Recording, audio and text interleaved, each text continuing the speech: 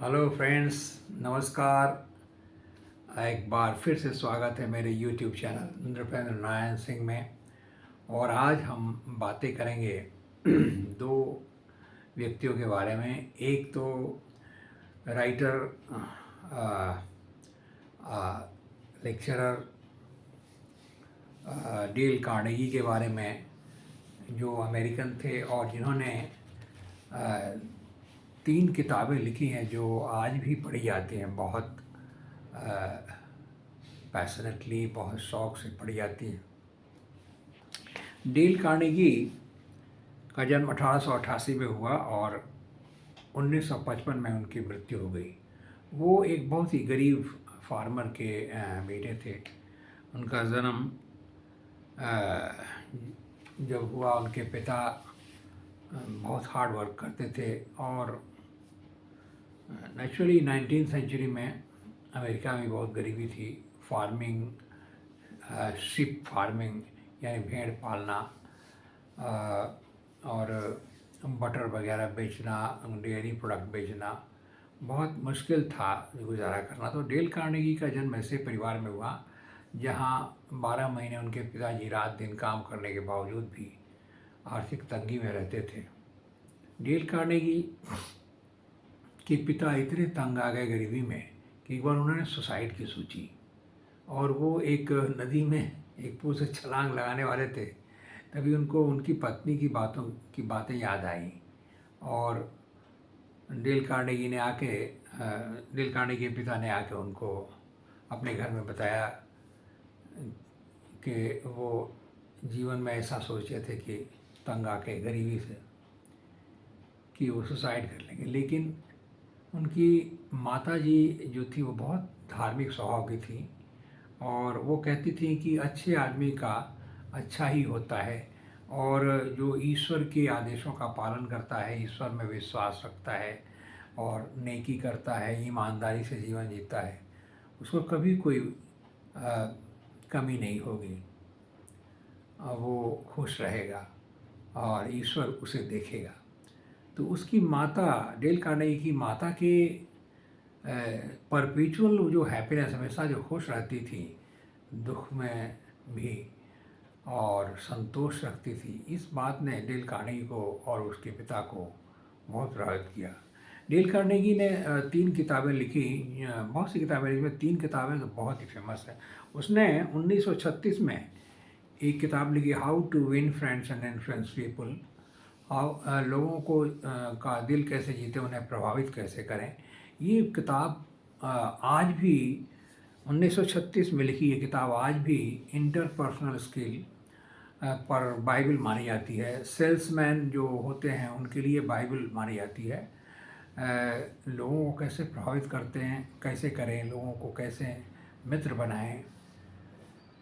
आप उनमें बहुत सारे ऐसे टिप्स हैं जो आप उन्हें अपना सकते हैं। जैसे उसमें एक चैप्टर में उन्होंने दिया है कि आप लोगों का नाम याद रखें, कि क्योंकि नाम किसी को अपना बहुत प्रिय होता है। आप अगर एक गरीब आदमी से भी बात करते हैं तो अगर उसका नाम आप याद रखते हैं, जैसे आप चाय की दुकान में जाते हैं, अगर जो आपको चाय सर्व करने वाला गरीब लड़का है उसको आप नाम से बुलाएं, जबकि लोग ए बॉय, ए लड़के ऐसे बोलते हैं, आप नाम से बुलाएं तो आपको बेटर सर्व करेगा। लोग अपने पिता के नाम को कायम रखने के लिए विद्यालयों में, यूनिवर्सिटी में कमरे बनवाते हैं, बिल्डिंग बनवाते हैं। कितना भी शोर शराबा हो, अगर कोई आपका दूर से नाम ले तो कितना भी शोरगुल हो रहा हो, आपका नाम आप सुन लेंगे और देखेंगे उस व्यक्ति की तरफ जो आपका नाम लेके पुकार रहा है। उसमें एक कहानी है कि एक औरत है, वो उनकी एक दूसरी, ये how to win friends and influence people से है। तो बहुत सारे ऐसे टिप्स हैं जिनसे आप लोकप्रियता पा सकते हैं। जैसे वो एक जगह कहते हैं कि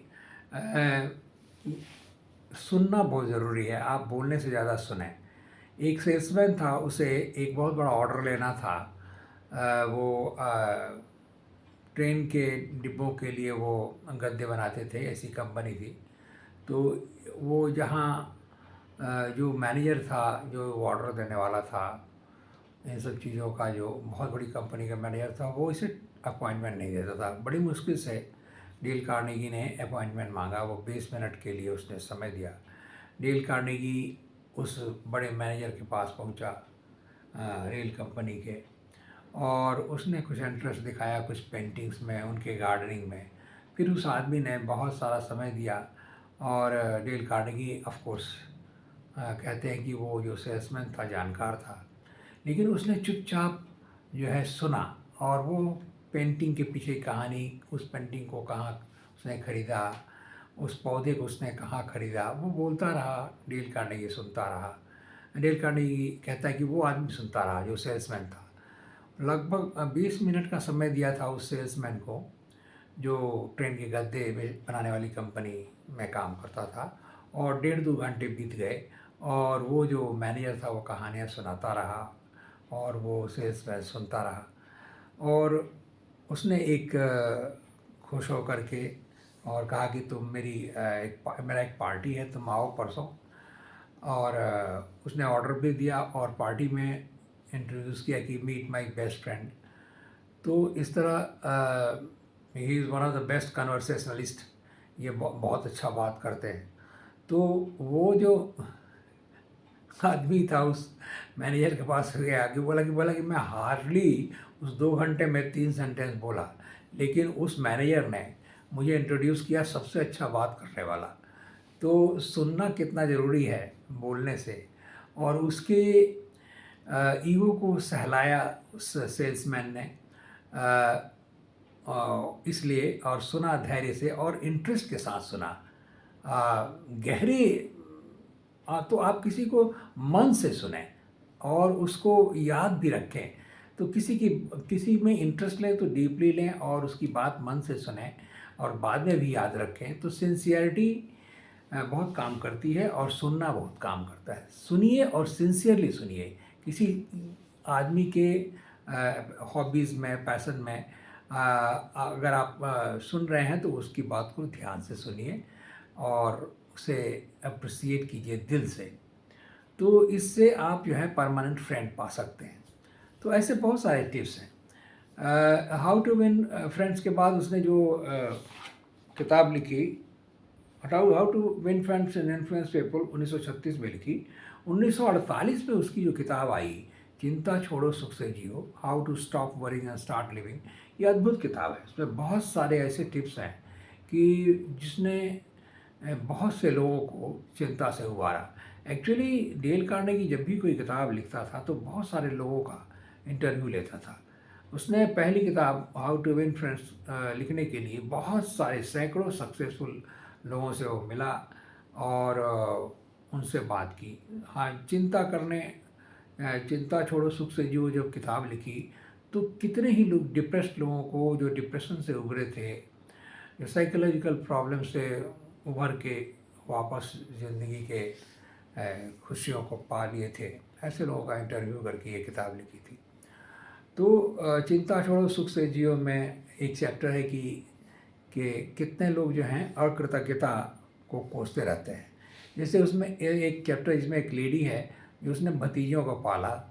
उसके अपनी बेटा नहीं था, तो उसने अपनी 2 भतीजियों को पाला। वो बड़ी हो गई और चली गई नौकरी आगे दूसरी जगह चली गई। लेकिन वो इस वृद्ध औरत को वृद्धावस्था में फ़ोन नहीं करती थी। तो कार्नेगी लिखता है कि मैं उनसे मिला, तो वो ऐसे कहते हैं कि मैंने पूरी, वो औरत कहती थी, कंप्लेन करती थी हमेशा जो आता था, और दुखी रहती थी अपने भतीजों की अकृतज्ञता से।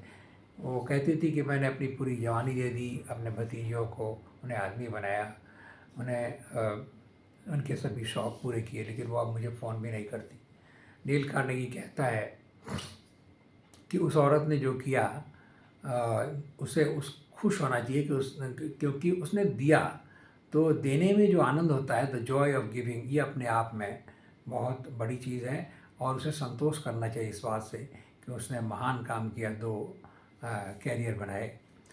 और उसे हर बात पे कोसना, हर किसी को दुखड़ा सुनाना, इससे वो न केवल लोगों से उसको अलगाव मिलेगा, बल्कि उसे व्यक्तिगत जीवन में भी दुख मिलेगा। तो डेल कार्नेगी ने लिखा है कि थैंक यू बोलना बहुत लोगों को नहीं आता। उसने जीसस क्राइस्ट की जीवन से एग्जाम्पल दिया है उस चैप्टर में कि जीसस क्राइस्ट को मिरेकुलस पावर से इवन क्राइस्ट जैसे निर्दोष, निष्पाप, निष्कलंक महान आत्मा को थैंक यू बोलने वाले नहीं मिले। जीसस क्राइस्ट ने एक बार 10 अंधों को ठीक किया, उनमें से एक मुड़ा और सिर्फ और 9 चल दिए सीधे, और उसने थैंक यू बोला। तो 10 में से सिर्फ एक ही आदमी जो है थैंक यू बोला जीसस को, जबकि उन्होंने 10 आदमियों को अंधेपन से मुक्ति दिलाई। तो वहाँ डेल कार्नेगी कहता है कि gratitude is a fruit of high cultivation, it is not found among gross people. यानी कृतज्ञता जो है वो एक बहुत ऊंचे तरह का पौधा है, और ये कृतज्ञता एक ऐसा मूल्यबोध है जो हालांकि सबसे बड़ा मूल्यबोध है। ईमानदारी, जो है सच्चाई, न्यायप्रियता, माता पिता के प्रति भक्ति, देशभक्ति, इन सबसे बड़ा जो है वो कृतज्ञता बोध है मूल्यबोध में। लेकिन अधिकांश लोग जो है कृतज्ञ नहीं होते, क्योंकि इसके लिए बहुत अच्छा माहौल चाहिए घर में।